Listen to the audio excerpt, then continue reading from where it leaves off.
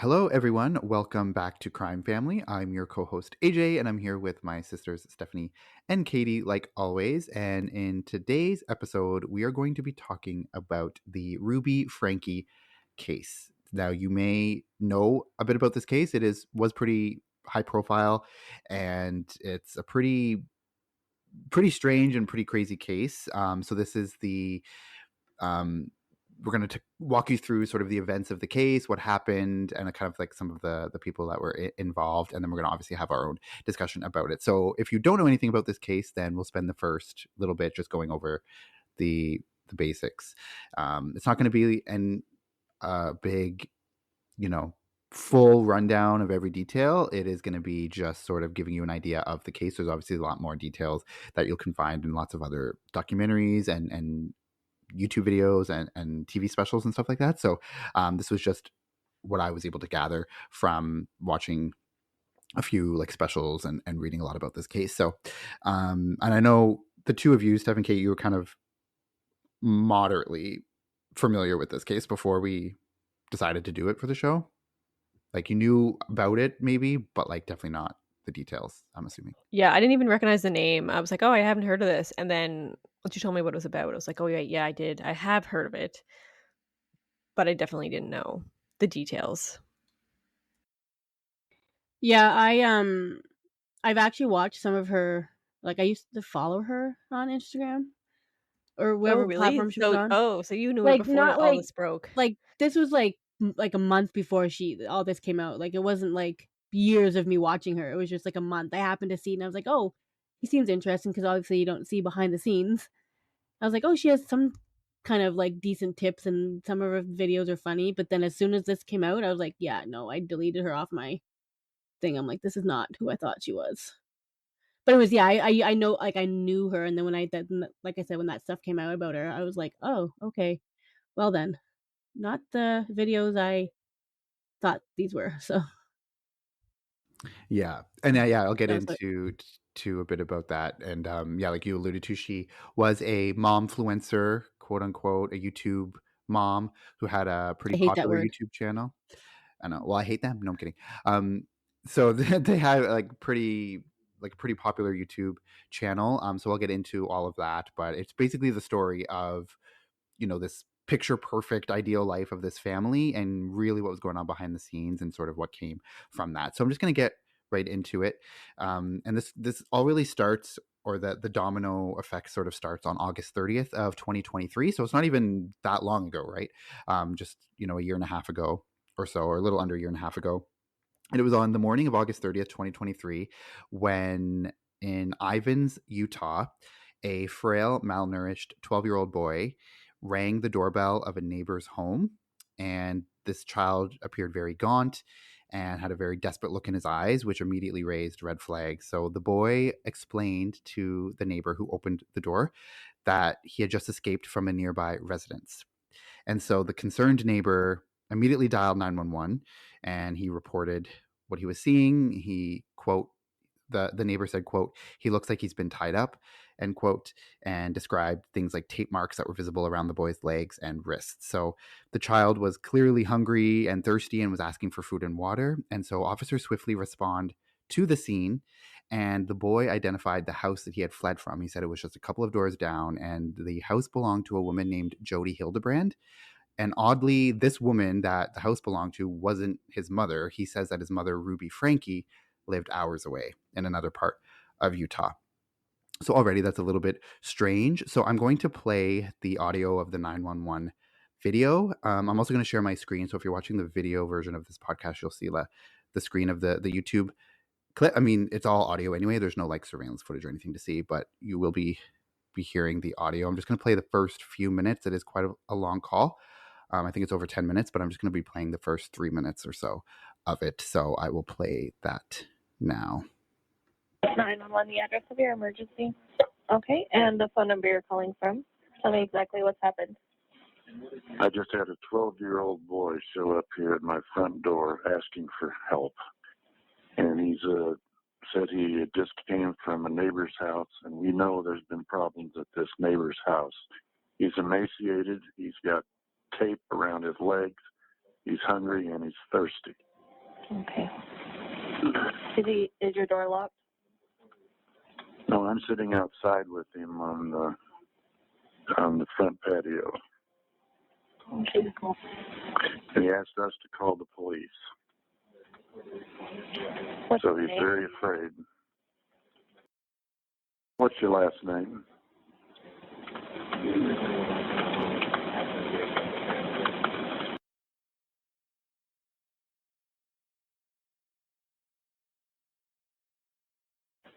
And he's 12 years old. Yes. Okay, and can you ask him his date of birth? Can you tell me your birthday?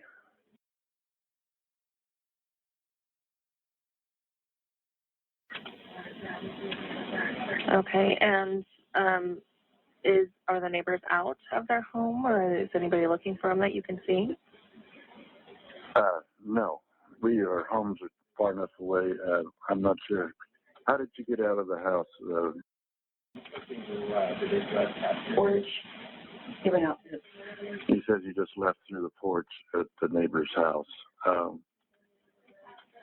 Her name is Jodi Hildebrandt, and she lives 2 doors up the street. Yeah, out here in Cayenne, the houses are far apart, so he walked just under a block to get to our house. He rang my doorbell and asked me to call the police. Does he seem to be under the influence of drugs or alcohol? I don't think so, but he's very thirsty, and Need an ambulance? I don't think he needs an ambulance. I'll let the cops decide that, but his ankles are taped up, and he won't tell us why. Okay. But he has duct tape around each ankle. Yeah, there's sores around him. I think there's a good chance he's been. Oh, and he has them around his ankles. I mean, his wrists as well. Okay, this boy has been.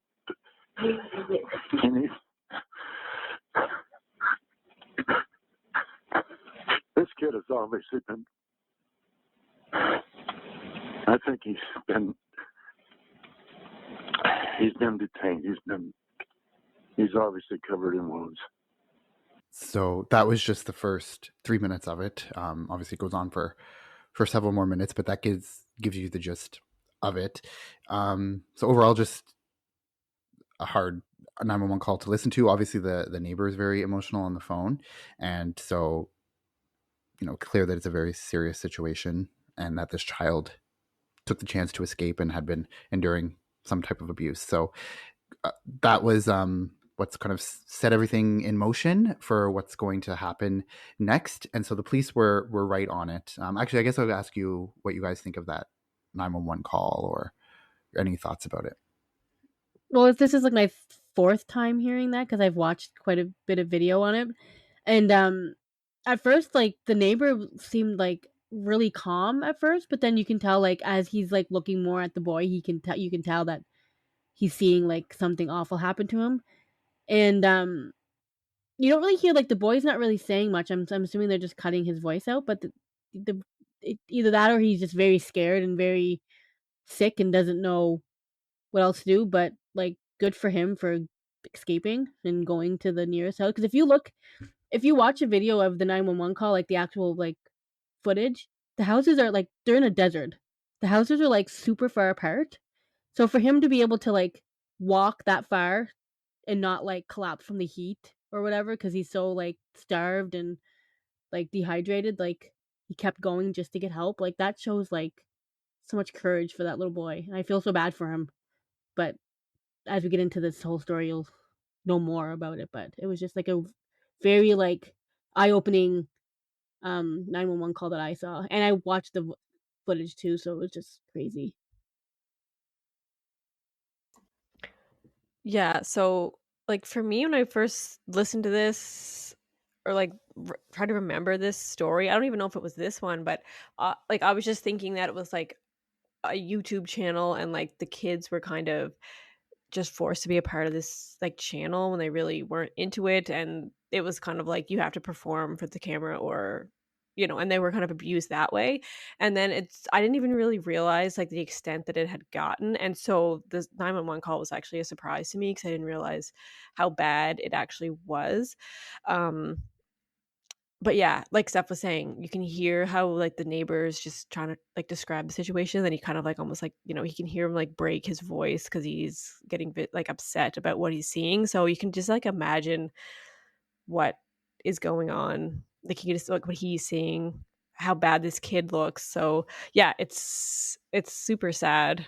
When you think about what must be going on. Yeah, And yeah. I just the mean, sorry, just the fact that it's not his mother's house, it's Jodi Hildebrandt's house. And you'll know about her more as we get into this case, but like the mother wasn't even it's like he was captive in this house that's not even his family house. So that's Yeah. also strange at the same time too.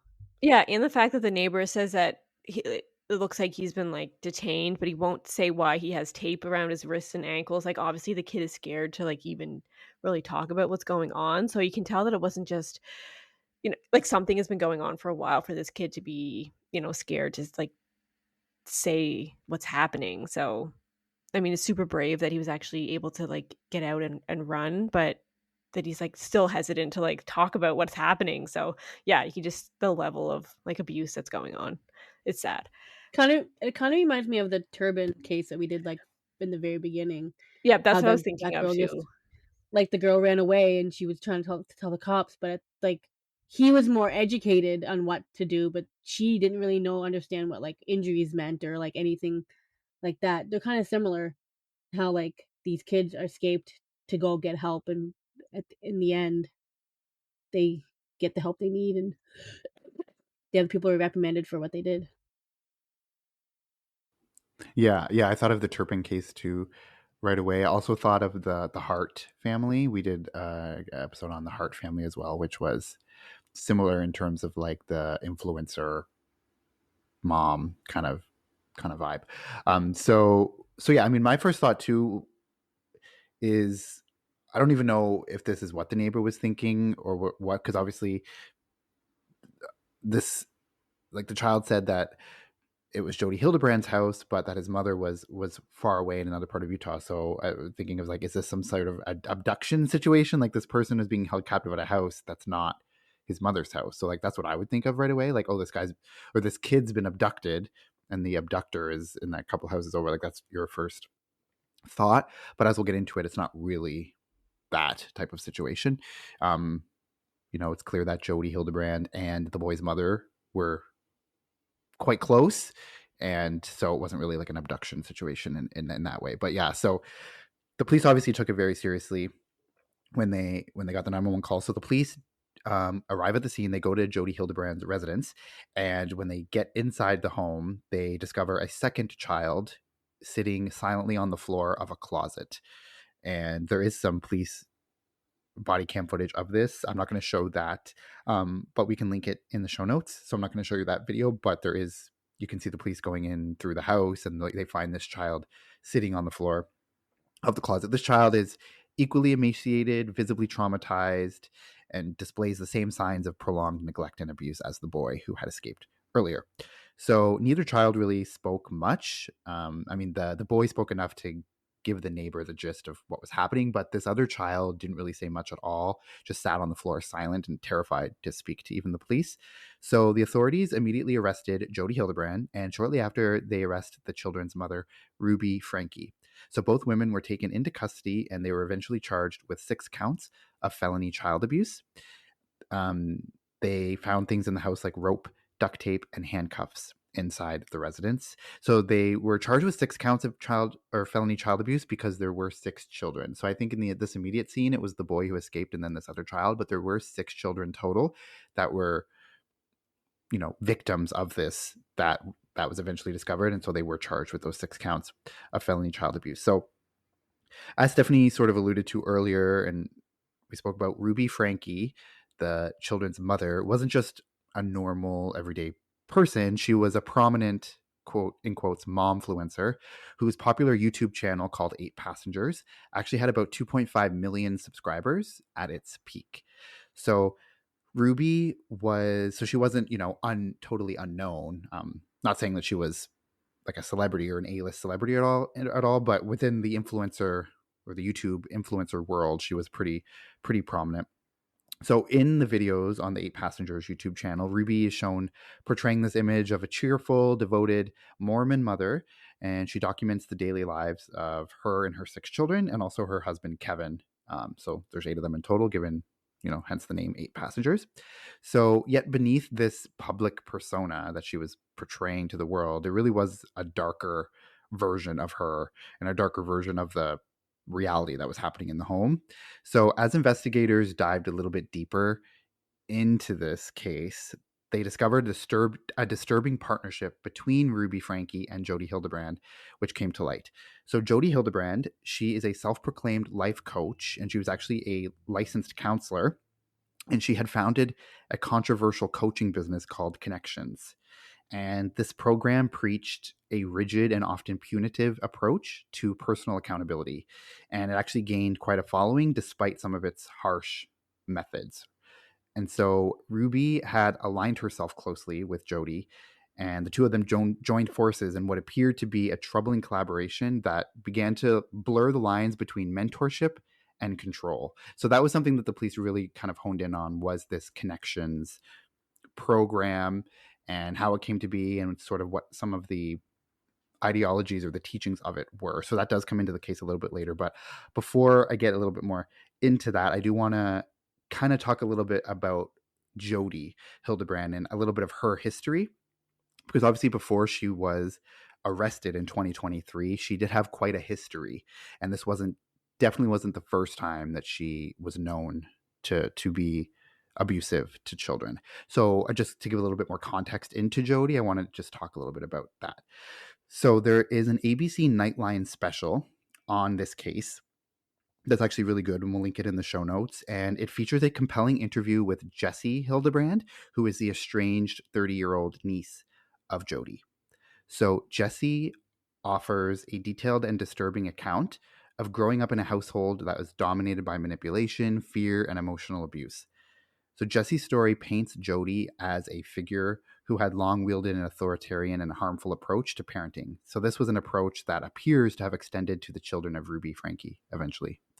So Jodi says that their childhood was pretty normal and mostly happy. However, during adolescence, as Jodi began to rebel, their parents decided that living with Aunt Jodi might provide discipline and structure. So kind of a case of the parents just didn't want to deal with her or couldn't deal with her, so thought that to go live with Aunt Jodi.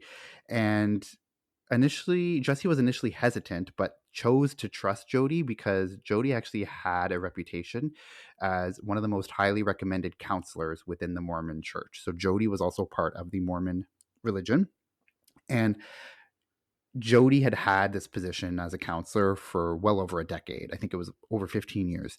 And it appears as though Jodi was so highly regarded that if there was ever someone in the church who was struggling with something or needed some counseling, that Jodi was always one of the most, one of the go-tos that the church would recommend for those people. So Jodi had a pretty good reputation, and she was, professional and was sort of seen as this pretty well-known figure within the Mormon church, or at least in this community.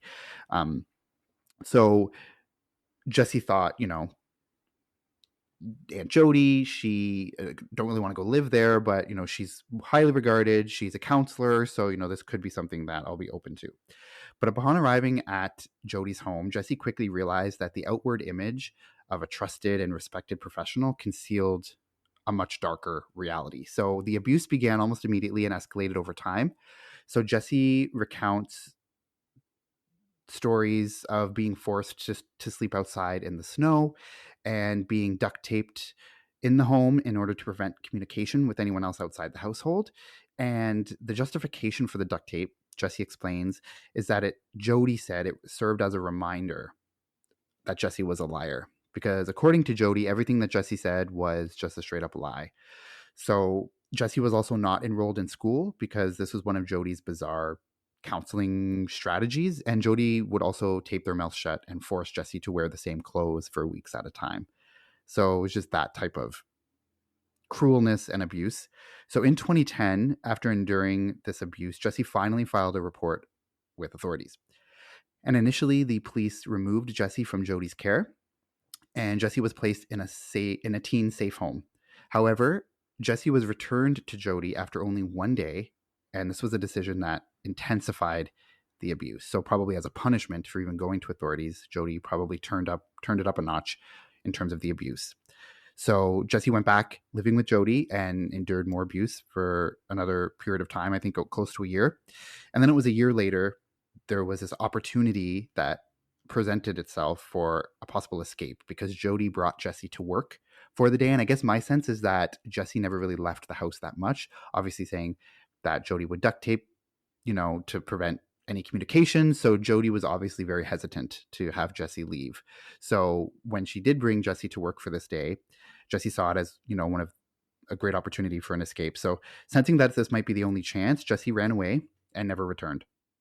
So this escape marked the end of Jesse's ordeal with Jodi.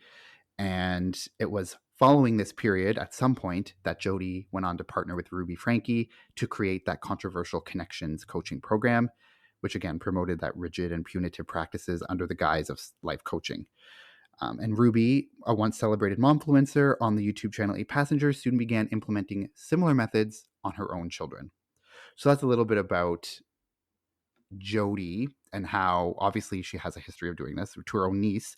So now that it's Ruby's children, so Ruby was, I guess, I don't know, infatuated with Jodi, or they had a friendship, and they formed this bond through this Connections program. And Ruby allowed Jodi to implement some of these things on her own children, or maybe Ruby also did it herself too towards her children. So pretty crazy that you would think. And obviously, we don't know. I don't really know if Ruby was aware of all of that. Probably not. But also wouldn't really matter because she can see Jodi doing that to her own children, or allowing her to do it. So it wouldn't necessarily matter her history or that she's done it before. But yeah. So that's a little bit about Jodi Hildebrandt. And so I'm gonna go into a little bit about Ruby Franke and her family, and to give you like a little bit of detail about her life. So the Salt Lake City Tribune reports, so a lot of this stuff is from this report from the Salt Lake City Tribune, but they say that Ruby Franke and her husband Kevin first moved into their Springville, Utah home in January of 2020, and they talked to a neighbor that lived next door to Ruby since that time. And the neighbor says that initially, Ruby's children interacted with the local church community and befriended other kids in the area. But over the years, the children were eventually pulled out of school. And after their father, Kevin, moved out of the home around August 2022, the neighbor observed that Ruby's 4 youngest children were repeatedly left home alone. The oldest child, Sherry, she's a student at Brigham Young University, and Sherry said in an April 2023 podcast that she cut ties with her family in 2022 after her mother began working with Hildebrandt on Connections. So 2022 was when Ruby kind of went all in with this Connections thing with Jodi, but she had been kind of increasingly sort of neglecting her children, I guess you could say, from really 2020 onwards. But even before that, as I'll get into. So subscribers, what's interesting too is that subscribers of the 8 Passengers YouTube channel really became some of the first that were raising concerns about the children's treatment, because they pointed out some troubling patterns in the family dynamics that were depicted in the videos. So there's actually one clip that they show in the Nightline special, and Ruby's son talks about how he's been forced to sleep on a beanbag chair for 7 months after his bedroom was taken away as a punishment. And in the video, Ruby seems unbothered. She's laughing about it, and she says, quote, "I don't think our viewers know that," end quote. And then there's another video which shows Ruby explaining to viewers that she's refused to bring her daughter lunch at school when her daughter forgot to bring it. So just kind of this like cruelty, and she sort of seems oblivious to it. Like she's talking openly about it in this YouTube channel and it's sort of, as the years go on, it's like becoming more and more obvious that these are not just like unorthodox methods of child rearing. It's like crossing that line into abuse. So it was really the Yeah, followers and of that YouTube she, like, channel. even says, like, multiple times that, like, "Oh, I, like, withhold food as, like, a punishment." She's like, "I don't even let my kids eat breakfast until they do all their chores," and it's just like a nonchalant thing, like, that's just how it works in our house, like, "You're not gonna eat if you don't do what I say." So, yeah, it's just kind of where her, like, mind was with this, where it's just like, "Yeah, you're not gonna eat unless you listen," which is, like, not normal at all, so Like, what I don't understand, like, when the husband left, like, he didn't, like, try to get the kids? Like, he didn't like, did he not see what was going on? Like, did he not try to, like, get custody of the kids so they could go live with him and not have to live with her? Like, I don't understand, like, why he just didn't really try to Yeah, do well, I that mean, type I'll of get stuff. that. I get into that a little bit. Oh, okay. But, yeah, going back to what Katie said about, like, those 2 videos AJ I mean, so not Katie said, but AJ said those 2 videos that you were talking about, like, the room and the lunch, those are the 2 videos that I saw, like, way back before I, like, figured out who she was, and I was thinking to myself, like, how can you not bring your kid lunch to school? Like, she's gonna be starving. Like, kids need to eat. And I was just thinking, like, teach your daughter responsibility. It's like, "You forgot your yeah, lunch, well, like now you're just not gonna eat." Like, she's 6. that's what I'm thinking because I'm thinking of, like, my like, Olivia, like, my own daughter, she's gonna be 6, and, like, if she forgot her lunch, I would, like, make sure that somebody brought her lunch to her. Or, like, I don't know, she didn't have a lunch for some random reason, and I wasn't gonna be, "Oh, she forgot her lunch, that's her fault, like, too bad." Yeah. Like, Well, and I no, also feel kids like need to eat. yeah, and putting that responsibility on a 6-year-old to, like, make and pack your own lunch every day, I feel like that's a lot. Like, I don't even wanna get up and make my own lunch. I feel like sometimes I forget my lunch, you know what I mean? So I just, like yeah, it's a lot for kids to have to take on that responsibility. Yeah, and, like, in the video of, like, where she's talking to the son about losing his room privilege or whatever it was, like, you could see the smile on her face, but you could also see, like, he just looks like there's no emotion like, in his body language. He just looks like, she thinks it's hilarious, but he thinks it's, like, not right. You can Yeah, tell, and like, the 2 different. I know, and also in that video, they start talking about something else, and he's, like, kind of, like, giggling about it. She's laughing the whole time, and then she's like, "Oh, you think that's funny?" She's like, "Well, if it's funny, then maybe, we'll have to do it again." And then he just, like, completely is just like, "Oh, no, it wasn't funny." And it's just like, "Well, you think it's hilarious for one thing." And then as soon as he kinda thinks it's kinda funny, well, she's like, "Oh, well, I guess it wasn't serious enough," kinda thing. So it's just, like, this control that she needs to have over them, which is, like, obvious even in that one video. Yeah, and clearly she has no real shame or embarrassment about it because she's putting this out into the world. So these aren't just stories that we're hearing secondhand. Someone saying this happened. There's video evidence of it where she's putting this out into the world as something that she's obviously proud of, or that she's showcasing at least, right? So pretty terrifying. And like I said, it was the subscribers of the channel that grew increasingly concerned about the behavior because they were seeing the weekly videos or whatever, how often the videos were coming, but they were seeing this pattern.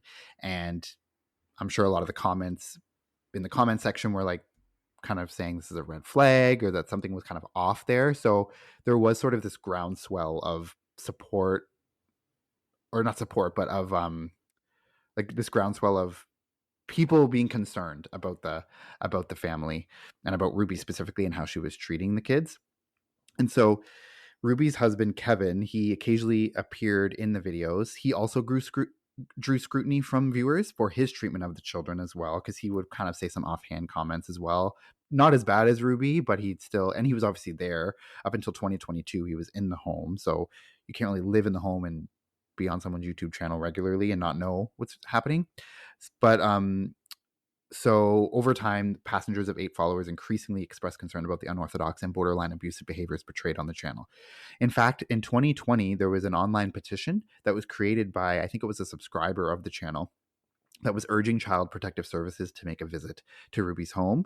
And this petition gained nearly 250 signatures. And records also indicate that police did make several trips to Ruby's home from 2017 to 2020 for countless reasons, including, quote, juvenile problems, end quote, and several welfare checks in 2022. Ruby eventually did delete the YouTube channel in 2022, probably likely due to the increasing number of reports that were filed against her from her subscribers. And it was after the channel's deletion that she really began working with Jodi on connections. So I'm sure she probably either A, thought, okay, this is going to be incriminating evidence if something leads to this. Like there had been reports filed already, and there had been several welfare checks and things like that, or several visits to the home. So she probably thought, like, okay, I'm going to be done with the channel. And then she, after the channel was done, she, needed to make some money somehow. So she began or worked with Jodi on this connections program. And like I said, in 2022, when she did that, that was when her oldest daughter, Sherry, sort of distanced herself from her whole family. She was at Brigham Young University, and she kind of just cut ties with them because she had obviously endured things, and just that was her own way of coping with it, was just getting that distance. And so the Salt Lake Tribune reports, quote, so this next couple paragraphs is quoted directly from the report, or from the article. So, quote, after that response, meaning after, the increasing level of visits and reports and complaints, the Franke's home's blinds were always closed, and what appeared to be paper was placed over the windows, the neighbor said. The neighbor had separately spoken with the DCFS, so the Department of Children and Family Services, twice in 2022 about Franke's children, because she said she was concerned that they were being left alone for long periods of time, and she did not know if they had access to food and care. I was looking for, what are the rules here? That was the direct quote from the neighbor. So in the first call, an agency staffer that she spoke with cited Utah's landmark free-range parenting law. She said, Utah in 2018 became the first state in the country to pass a free-range parenting law, which changed the state's definition of child neglect. So the legislation added a section to state code explaining that a child, quote, whose basic needs are met and who is of sufficient age and maturity, end quote, can engage in independent activities without it being considered child neglect, such as walking, running, or biking to and from school, or being home alone. So I guess it just loosened what is considered child abuse. So I guess children can be left alone by themselves for a certain amount of time, and it's not going to be against any law, as long as they're of sufficient age and maturity. But I don't know if the law states what that is. That's really subjective. Children have different levels of maturity. It doesn't mean so. How do you really define that anyway? So it's really loose law. And there was a search warrant of the home that was escalated to a judge, but the judge never granted it. And because of that, there could be no formal search done. And the ABC special, the Nightline special, said that CPS was under investigation in Utah due to their handling of this case, because they had failed to conduct sufficient welfare checks that could have rescued the children from this abuse many times in the year before 2023. So Ruby's husband, Kevin, he explained through his lawyer that the early reports, so those reports of, when the police would go to the house for the juvenile problems, which was the quote, said that they were nothing serious and that it was just a result of online harassment from trolls and haters of their YouTube channel. So he probably thought, the YouTube people, the internet trolls are just sending the police to our home because either they don't like us, they don't like the channel, so they're just acting maliciously to get the police here. So he sort of chalked it up to that was just the behavior of the trolls. And so obviously it was out of concern for the children. So these weren't just internet trolls. They were legitimate subscribers of the channel who were alerting authorities that something was not right. Jessie, so going back to Jodi's niece, Jessie says that while the public is mostly focused on Ruby's role in it, because it is Ruby's children and it was her YouTube channel that was showcasing this behavior to the world, Jessie says that all of the strategies and parenting styles comes directly from Jodi. So while Ruby's definitely guilty because she allowed it to occur in her home and she obviously had taken part in it and she's laughing about it in those videos, it was Jodi that was no doubt the ringleader, according to Jessie anyway, in this interview. So Jodi has since given up her counseling license, and Ruby's children, or at the time of the Nightline special, which was in October of 2023, Ruby's children were in the care of the state, but their father, Kevin, was trying to win them back at the time of the special.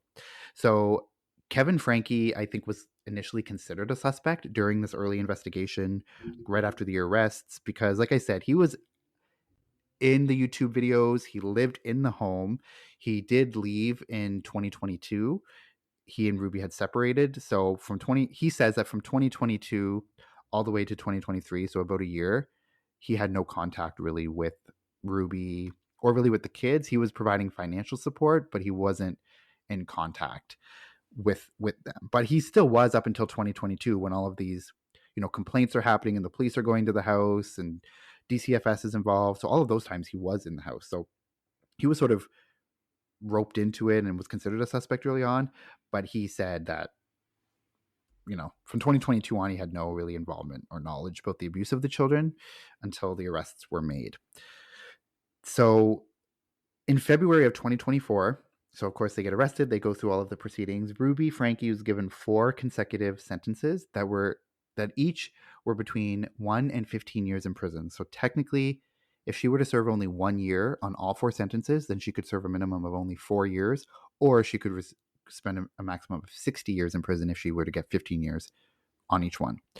However, there is a Utah law that states that in the case of consecutive sentences, no more than 30 years can be served. So that means that Ruby could serve a minimum of 4 to a maximum of 30. So Jodi Hildebrandt received the same sentence.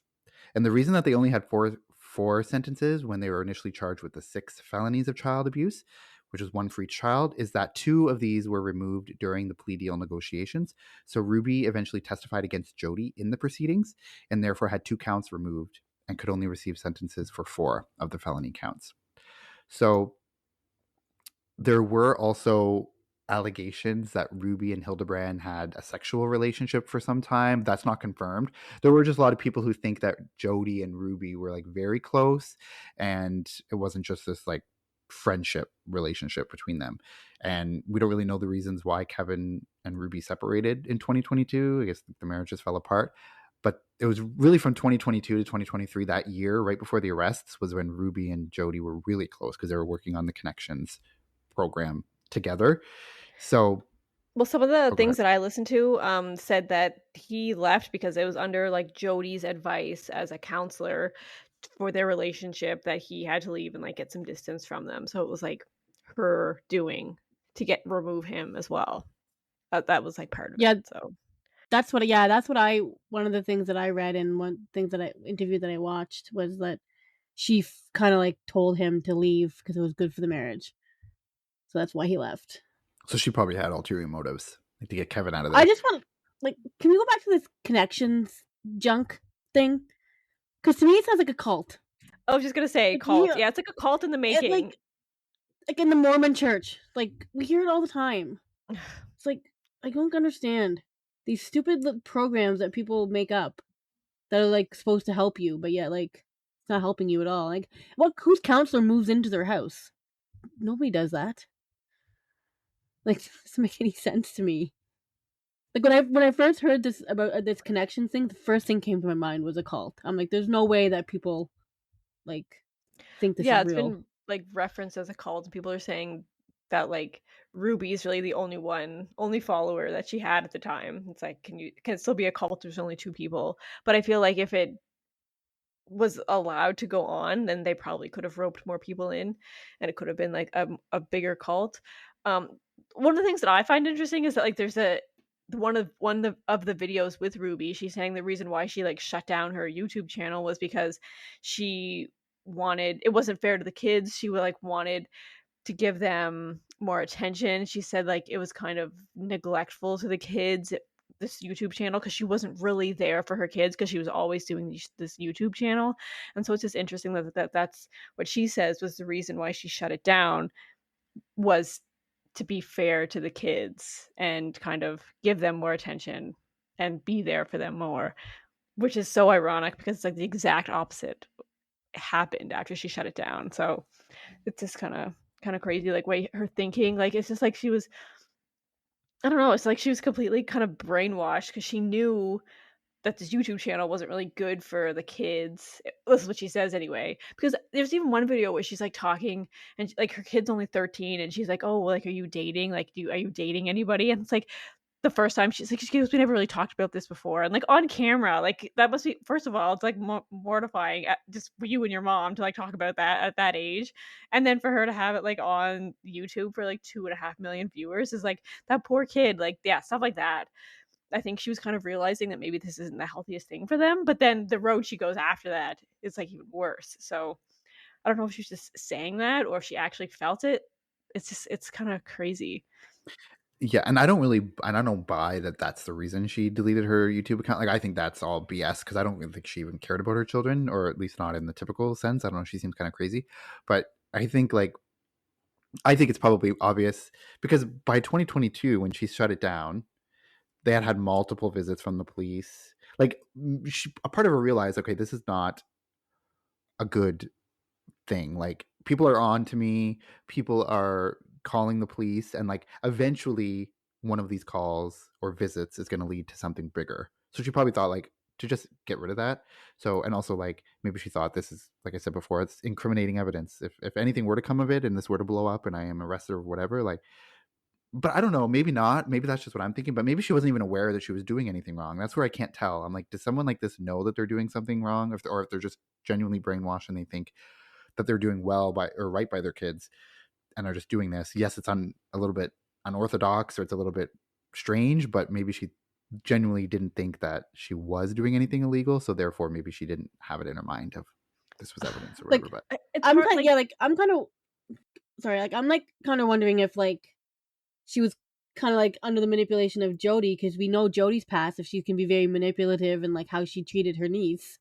So I feel like maybe she's like under her influence and like she's afraid to like not do what Jodi is telling her to do because she's afraid of what happened to her. Do you know no, what I mean? Like it's yeah. or she knows about it and she's just going along because she likes it and likes the attention and whatever. Oh, I don't she's know. for I can't sure tell. under Jodi's manipulation, but I feel like she could still think for herself. And if she thinks that having like a YouTube video and like a video in her kids' faces all the time isn't good for them, why is like not giving them enough food better? Like, so it sounds like this warped something's going on. And yeah, I feel like it's definitely has to do with Jodi, some of it, but I don't think she was scared of Jodi. I think, like, she just got into this thing where, when they start talking, like, you see this all the time, like, we see other, like, cases where, like, that becomes their whole life is, like, this program that they're trying to get out there, and, like, they're teaching, and, like, this is, the parenting style, and, like, they go all in, and, like, that's, like, their entire life, and that's kind of what happened to her, and I feel like she's totally believing what Jodi is telling her, and she's, like, all in at this point. So I don't think she was scared of Jodi. I felt like she was just, like, her mind just went somewhere where she just wasn't thinking properly. Or she just, I don't know, yeah, because like, I don't think you go from, like, you don't go from, like, this mother that has these kids and, like, they at the beginning of this YouTube channel and stuff that seems like they were perfectly fine, right? And then as it goes on, that's when she's just like, "I'm just gonna, like, not feed my kids if they don't do stuff." So, it's escalated for sure, but because of yeah. Jodi was a huge factor. Well, it's weird that it's like, oh, in 2022 now all of a sudden, oh, the YouTube channel's not good for my kids, but for the years leading up to that, it's fine. I don't know. It's just like, Yeah. And well, she made millions from that YouTube channel, so that was, like, a huge decision to, like, shut it down, right? Because I mean, she became very wealthy because of this, so that decision to, like, cut off 2.5 million viewers and all the money she was getting from that, like, obviously she had to be, like, all in on this thing with Jodi, I feel. Like, there was no, like, yeah, you know what I mean? At that point, to, like, get rid of that, like, there had to be something huge going on. yeah, that's true. And like, yeah, that is a big significant decision. It's not like she chose to shut down a YouTube channel that had like 2 subscribers or something. Like, she was, like I said, 2.5 million subscribers is a lot of people. Not a lot, not a lot. That's probably in like top like 5% of YouTubers or whatever, or the top whatever. So it is significant. So yeah, it is a big decision. But I feel like it happened very quickly with Jodi. Like, from the time that she met Jodi, and then all of a sudden now she's like going down this thing. I don't know. It just seems very obviously Jodi. I think we can agree is probably the, like you said, the ringleader, or the one who obviously introduced all of these things to Ruby, because obviously we see that Jodi has this history of doing this with her own niece, and I just also wonder too how many people that she counseled before this. Did she, maybe it wasn't as intense, but like I said, for like 10, 15 years, she was highly regarded in her community as like the go-to counselor for people who were having various issues. So who knows? You don't really just make that drastic turn to all of these Yeah. unorthodox and like really Yeah. punitive things. Like it's all about like you have to take personal responsibility. So you have to like there's all these punishments in order to like learn. I don't know. I didn't really go too much into connections and like the teachings because it's cringe. So I didn't really know. But it's something like it's very punitive based. It's very like punishment. It's all about taking accountability for your own actions. And, you know, Yeah, took yeah, them a while they to.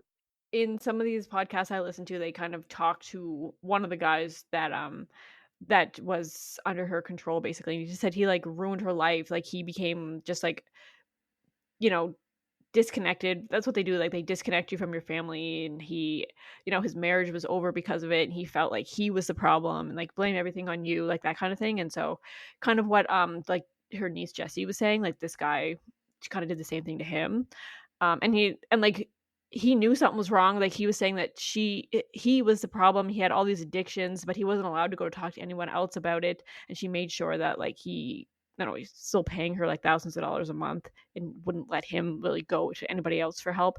So, anyway, just that kinda thing. Um, and also, it was like she was, like, an actual counselor, like, she had the credentials, but I was listening to one thing where I think she lost her license to be a counselor, and that's when she kind of became this life coach because, like, anyone could be a life coach. It's not like a regulated field, so, like, us 3 are life coaches. You know what I mean? Like, you could just be like, "I'm a life coach," and you are. So, that's kind of like where it went after that, and then, yeah, so Ruby was a life coach because she said she was. So, yeah. Yeah. I mean, I'm always skeptical of life coaching in general. I think it's like a cesspool of scammers, like a petri dish of scammers. I think that's, N not all. I just, I know some people that are, like, life coaches and, like, they're not, like I don't think they're scammers. There are some, like, actual, like, good life principles that they can, like they talk about, like, how to have good habits and how to stay healthy and get real connections with people. I feel like that stuff is still it's fine. And I you're not, mean, like, making millions Just from look at it. your face, AJ. You're like, but I don't believe I that. just feel to me, it's always like, what makes someone an expert in life? Like, how is someone an authority of life? Like, I don't know. I feel like obviously it's very subjective. And yes, there's probably some that are really good at like, they have good advice and they're just really smart and they like have good, I don't know, they're just, you can able to connect with them in that way. I don't know. I just feel like to me, it's very easily to scam people in that, and people are willing. If someone's seeking out a life coach, they're obviously someone who has a lot of issues, or not even a lot of issues, just some. They have some issues. Some help. They need some help, and they're very susceptible to.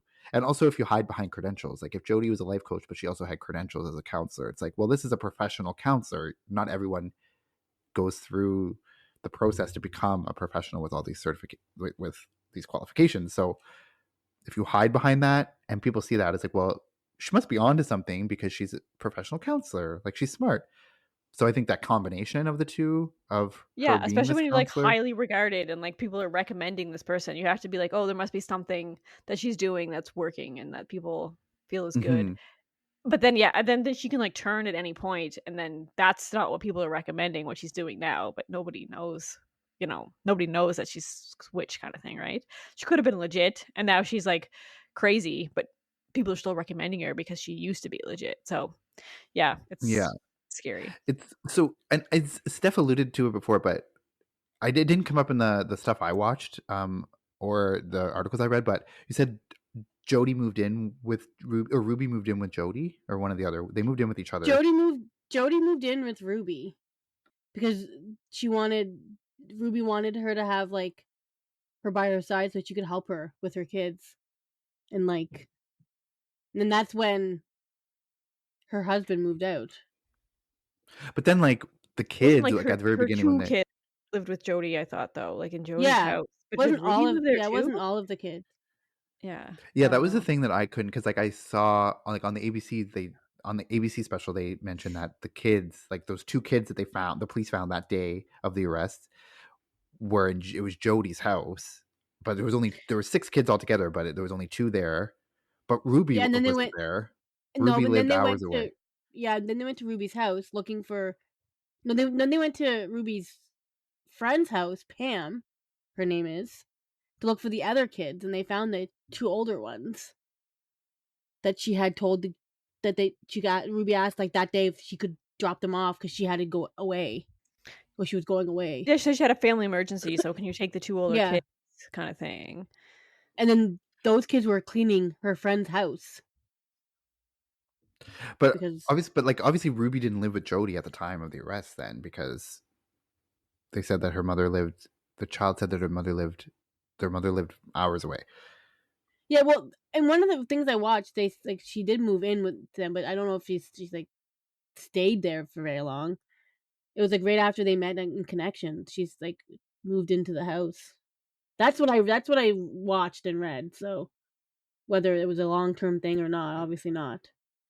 But one of the things also is the kid that was in the house, or in that went to the police or to the neighbor's house. I think it was him or it was the sister that said like they lived in the same house, but they haven't seen each other in like a month. And The kids. did you look at the house at Yeah. Jodi? It's like a compound.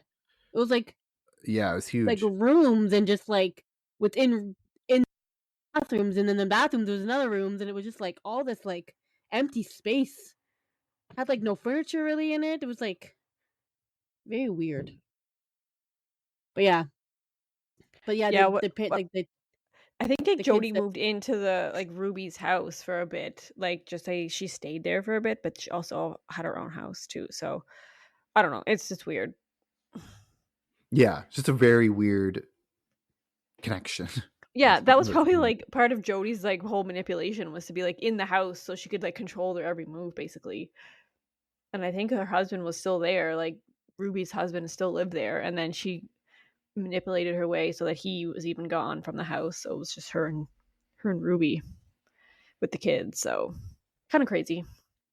It's crazy that someone and like another thing that was interesting of this podcast, it was like when you listen to Jodi's like her YouTube channel, she was kind of very much like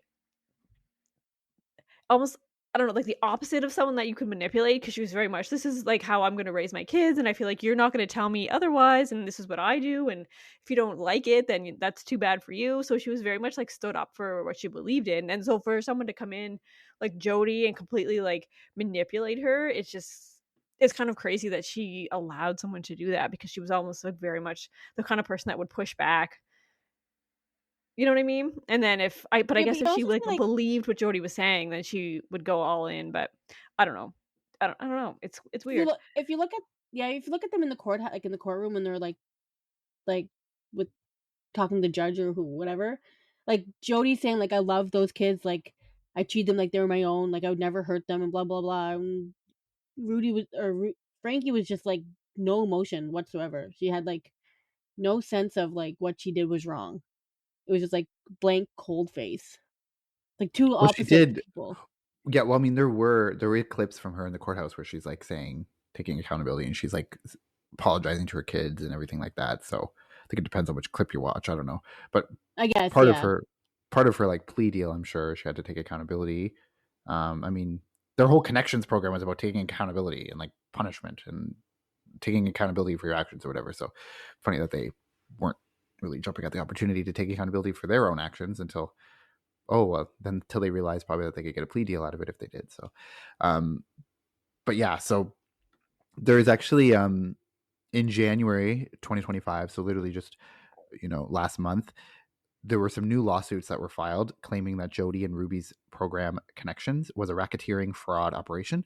So reports claim that, quote, the two women were engaged in a racketeering enterprise by advertising and selling fraudulent services and encouraging others to perpetuate illegal and harmful acts, specifically child abuse, child torture, and psychological abuse, end quote. Also, reports say that, quote, the 112-page lawsuit says the two women encouraged members to purchase expensive services and products to gain control over them and benefit financially, listing prices for leadership training programs at almost $5,000 and $15,000 and multiple monthly subscriptions for $84 a month. It sounds like Nexium. Yeah, it does. Yeah. And it says the lawsuit claims that Connections was designed to brainwash individuals into paying for services that would ultimately cause them pain, bringing them under the company's financial and psychological control. It's a cult. Told you. Yeah, First yeah, thing I that's like learned. Nexium, right? It was like everything is your fault, and it's like how you feel about things is like how you control the world, kind of thing. Yeah, Yeah, and it was the same for the leader of Nexium, Keith Raniere, talking about taking accountability. But when it came time for him to take accountability for his actions, oh, it's always someone else's fault. It's someone else did this, or I'm being targeted by the law enforcement or the system, whatever. So it's funny how that changes. So they don't really practice what they preach at all. So, but this was kind of like a cult in its the early making. stage. Like had they not Yeah, been arrested, like I think I actually looked, their Instagram account is still up for connections. It has like 1,900 followers or something. And the last post on it was like August 28th or something, like 2 days before the August 28th, 2023. So 2 days before the arrest, that was the last post. And it's cringe if you look it up, but it is like very clearly they're trying to sell you some type of subscription, some type of service. So these are the new allegations and these are the lawsuits. So they both are being sued for a lot of money for this racketeering. So, you know, if Ruby ends up getting out after 4 years or whatever, she doesn't spend the maximum and she gets out, she could still be facing lawsuits and having to pay all this money for these racketeering. Those are the allegations anyway. Obviously that hasn't been proven in court, but those are just what the charges Where are. are her kids now? Are they with their father? Yeah, well, I mean, some of them, like Sherry, she is an adult, so lives on her own. But obviously the younger ones, like the ABC special that I watched, said that at that time he was fighting to get them back from the state because they were in the custody of the state. And then I looked it up online. I was searching, like, did he actually get them back? But there was nothing that I could see that said he did or he didn't. So I don't really know with that. But that was a year. I don't really know how long that process takes. That was only a little over a year ago. So maybe it's still in process. But obviously the older ones that are the adults are obviously on their own. But yeah. So I don't know. It's pretty crazy, and it's like good thing that they got arrested when they did. I mean, sucks they didn't get arrested earlier, but they got arrested when they did, because if they hadn't, like, who knows, this cult could have grew and grew, and it could have been like a much bigger thing, and more people could have been roped in well, to yeah. that. When you think like So that kid that escaped and got this neighbor to call the cops, like you think about it, he like could have saved a lot of people from going through that same thing.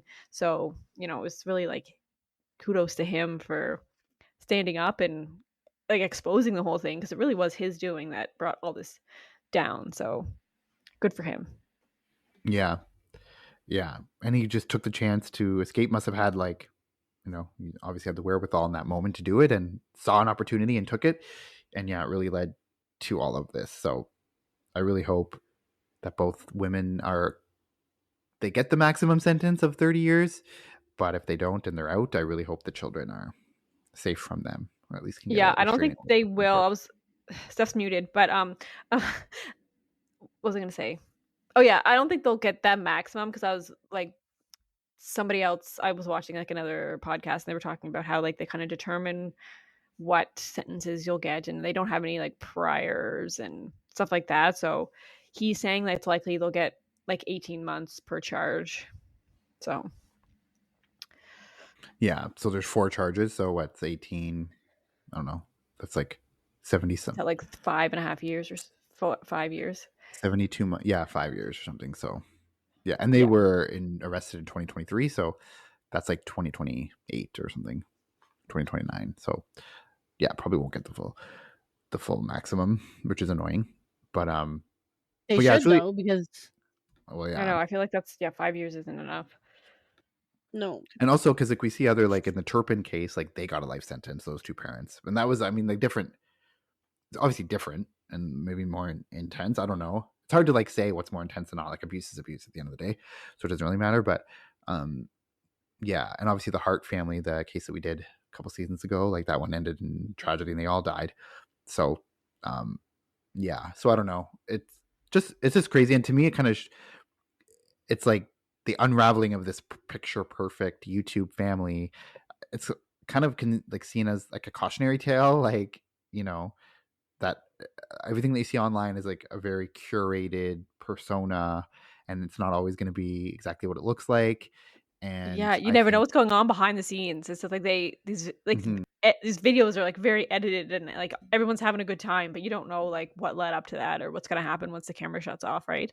So I think about these other because there's other like so many YouTubers, some of those like parents with their kids like doing all these crazy fun things, but it's like, is that what their life is really like when the camera shuts off? It's like, yeah, I always think about that. Yeah, and it's like it's yeah, it's crazy. I mean, I always think, I mean, this is just my opinion, obviously, but I kind of say that YouTube family YouTube accounts are just cringe. Like at the very least, they're cringe, but at the very worst, like I think it's kind of child abuse in itself. Like taking your like 10-year-old child and putting them online. Like to me, that seems. I mean, a child can't consent to that. You know, they can't consent till they're like 18 or 20 something, right? Like I don't think you should be putting a child through that, and especially if Well, you have a yeah, very yeah. large They don't know following. the implications, like, the long term, right? Like, it seems fun for them, they're spending time with their, like, parents, making these fun videos, doing fun things, but then, yeah, they don't really realize what's, like, going on. Like, the whole world can see that kinda thing. And then also it's fun at Yeah, first, but then it's like when that takes over your whole life, like, how long must it take for, like, to get these YouTube videos perfect? Like, hours a day for the kids, like, "Oh, no, redo that." Like, parents are like, "Oh, do that again," kinda thing. And that turns out not to be fun, but it's just like, now they're in it, so, yeah. and they're like presenting it as like a candid look into our lives when it's really not candid. It's very curated. Like it's probably edited multiple times over. And yeah, I also think too, like the internet, the social media and the internet is like dangerous just in general for everyone. So I can't imagine like if you have a 10 or 11-year-old on videos, like especially if you have like 2 million followers. I don't know. It's just creepy and weird. And I just think it's kind of irresponsible for people to subject their children to that. So I always cringe when it's Yeah, YouTube. and, like, people know where you live, like, especially, like, Ruby was saying she thinks, "Oh, people are just mad at me, so they're sending like, the cops to my house." It's like, well, they all like, her YouTube followers obviously knew where she lived, like, that kinda thing would, like, scare me so much for, like, all these people to know where I actually live and my kids live, so, yeah, it's dangerous. Yeah. I mean, although maybe the followers didn't know where she lived. Like maybe they just reported her name and the police were able to find her, like where she lived. So maybe they Yeah, didn't know. maybe, and But she's just saying that it's they called the cops on her, but yeah, it's just yeah. Like I always kind of cringe. So anytime I don't know, I think maybe if you are out there and you're considering starting a YouTube family channel or family YouTube channel, like maybe just wait until your kids are adults, or just have you don't have to have your kids in there. Because what purpose does that? I don't know. Momfluencers are just cringe. Like if I see those like channels, like YouTube people who call themselves YouTube influencers and that's their job to cringe me. They're just cringe anyways. I hate every single one of them. well, I think it depends on what you're doing. Like I follow some YouTubers who like I listen to like political channels and stuff, so they like actually provide news or like politics news. The people who are like just so self-obsessed and give like apartment tours and think that everyone cares about what they ate for lunch or like what they're doing in the afternoon, like no one oh, yeah, cares it's about like, that. "Look at my giant house that I got now, and look at all the cars that I bought because, my YouTube channel," like, that's super obnoxious. But, like, I've Yeah. seen YouTube channels where it's just, like, people like, there's one really popular one where she just does, like, crafts and she, like, paints stuff and stuff like that, and, like, that's fine. She's, like, But like yeah, just like doing crafts and Olivia, painting stuff for the kids, and yeah. Olivia watches a family. It's called Madison and Trinity, and they do funny things. They do funny pranks and stuff. So Is that that's fine. I the one where the dad is in it? It's, like, crazy, he does, like, crazy stuff. I think so. Yeah. Yeah, that Olivia, like one. she laughs, she cracks up every time she watches it. She's like, I can hear her in the background Yeah, laughing. that's the one I'm thinking of when I'm talking about this. I'm like, because the father's always in it doing stuff with his kids and like he's just doing stuff on his Yeah, own. It's just like I don't know. Are the kids like really loving this still or cuz I'm annoyed Yeah. instantly. but there's also Yeah. stuff like okay, like I don't care about your apartment. I don't care what you ate for lunch. I don't care what your makeup looks like. Like, who cares? Nobody. But the thing is though, people do care. Like that's the problem is that these people they obviously have thousands or millions of subscribers. People obviously care. We don't. And a lot of people, I mean, the majority of people don't care, but obviously their subscribers care. So I think uh, until literally no one cares, they're always going to do that. But I think, yeah, I think there's a difference. Like Katie said, if someone has like does crafts or like paints, if you have like some type of skill that you're just sharing and like you're sharing like your, I don't know, it's like some people are just, I don't know. I just don't think like showing your apartment and showing your makeup routine is like a skill set. Like I think it's just narcissistic and being full of yourself. Like there's a difference. I don't know. So I'm not saying all Yeah. influencers are cringe. No, I'm, like, fine. Yeah, you go on there, do your makeup, whatever, but, like, that shouldn't be your life goal is to, like, do makeup videos, and that's, like, how you're gonna make millions. Like, I feel like do something that's, like, productive and good, and this can be, like, your hobby or, like, a side thing, but it shouldn't be, like, your Yeah. full life goal to be a YouTube influencer, but not actually do anything substantial. That's what Yeah. bothers me. It's like, I'm just gonna go, like, run around my neighborhood and be obnoxious, and that's gonna be my career. Like, no. Yeah. Yeah, that's true. Like, because there are also people that I don't really follow influencers. Like I said, I listen to like they started out as sort of influence because they were commenting on like politics or like news or whatever, and then their channel got popular. And now they're like on actual like shows and stuff, or they have their own show. But um, so I think that's fine. But like they all started out, most of them with other actual jobs, and that was just like what their hobby was, and they just had opinions and they wanted to share them, whatever they do. But yeah, like if it's a hobby, fine. Like that's fine. Like right now, This this is a podcast hobby is for our us. hobby. We This don't is make our any money. hobby. No, this is our hobby. But Yeah. I'm not saying if it blew up and tomorrow we were rich and famous, I'd love it. No, I'm kidding. But I don't know. I'm just kidding. I don't know. I just feel like just add something of value. I don't know. I just think having makeup channel, I'm not sure life goal is to share your apartment tour and share you going to like the mall for shopping or something. It's not Yeah, like that kind of adding anything I to the even, world. like, I'm on the fence about, like, makeup tutorials, like, I mean, whatever, like, that's some people's careers, like, they're cosmetologists, right?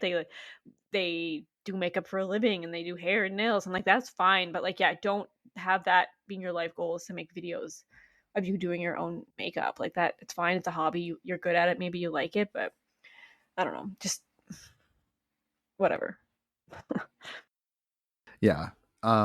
Yeah, it's annoying. So I always just say be very cautious if you follow any YouTube momfluencers or any YouTube channels with their kids in them. Like I just think it's exploitative. And not even just for influencers. Like I think like famous people who show their kids or have their kids have their own accounts or like have their kids be famous when they're younger. I don't know. I just think it's a little bit obnoxious and also problematic. So that's just my 2 cents. But yeah, so overall just don't do that, or just be cautious, I guess, if you follow any influencer accounts that are like family. I don't know, that's just a little bit cringe. But anyway, so also was going to say that the oldest daughter, Sherry Frankie, so she did write a book. It's called The House of My Mother, A Daughter's Quest for Freedom. So I haven't read it yet, but I'm sure that kind of goes more into like when I was doing this case, I didn't go into like the specifics, the super details of like all of the abuse and stuff. I didn't feel like it was really necessary for the story, but yeah, I'm sure that book has a lot of it in there. If you can there's lots of YouTube videos and stuff out there that will do deep dives on that. So if you want to do that, if you want to know more details about that, for sure, go ahead and take a listen to other podcasts or read Sherry's book, because I do plan to read the book also. But yeah, just overall crazy case and pretty sad. I mean, glad that they were eventually arrested, but I think it was a little bit too late. Many people say it was too late because there were complaints for years leading up to that. So just crazy to think. So yeah, that does it for this episode of the show. You can follow us on all the social medias, Crime Family Podcast on Facebook, Crime Family Podcast on Instagram, Crime Family Pod 1 on X, but we hate X, so maybe we'll delete our account. We haven't yet, but we might. We don't really post on there anyway, but if you want to, I guess, if you see our account on there, I guess you can follow it. No, we're gonna And get rid you of it. can, yeah, I probably should have already. I didn't know I didn't, but haven't yet. And yeah, you can email us at crimefamilypodcast@gmail.com, and we'll put the links to all of this stuff in the show notes. And as always, we will be back next week with a brand new episode, a brand new case to talk about. So thank you so much. Until then, take care. Bye. Bye. Bye.